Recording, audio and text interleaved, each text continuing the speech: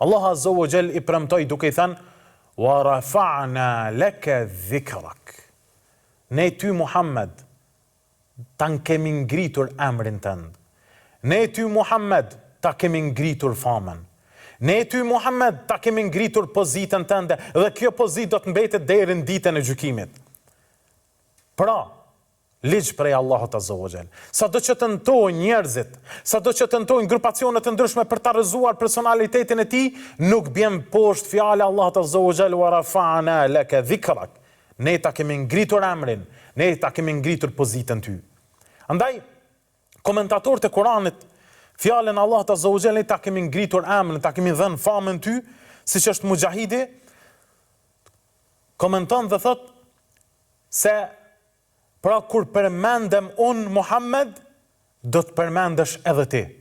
Është për qëllim fjala La ilaha illallah Muhammedun Rasulullah. Pra kur përmendem në shahadet unë, do të përmendesh edhe ti. Për këtë arsye, do të mbetesh gjithmonë me famë dhe emri yt do të ngritet në mesin e njerëzve.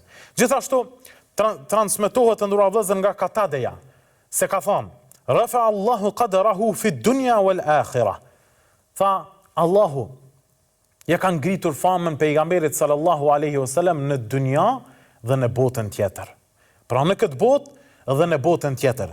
Tha, felejse khatibun wala mutashahhid wala sahibu salatin illa yunadi biha la ilaha illallah Muhammedun Rasulullah. Tha, nuk ka ndonjë ligjërues në xhamia, nuk ka ndonjë person i cili dëshmon la ilaha illallah ose edhe në tashahhud, pra kur jemi në etehiyat, edhe nuk ka ndonjë person që e fal namazin përveç se thret dhe e përmend brenda këtyre obligimeve dhe ibadeteve la ilaha illallah Muhammedun Rasulullah.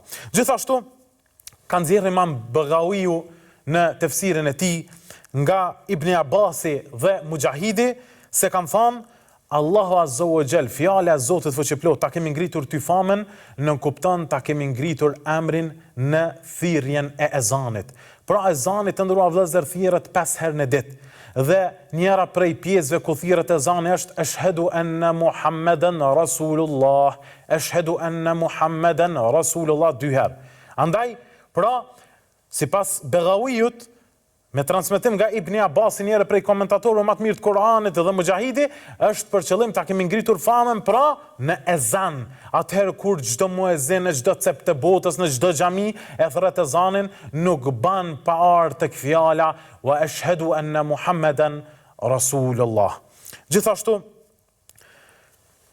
transmetohet se Imam Ar-Razi ka thënë në komentimin e këtij ajeti: ne ta kemi ngritur famën ty Muhammed, ta kemi ngritur emrin ty. Pra, kjo është ngrit emri i tij dhe fama e tij në përgjithësi, në jetën e tij, duke mësuar historikun e jetës së pejgamberit sallallahu alaihi wasallam. Ju është ngritur emri i tij mbi arshin e Allahut subhanahu wa taala.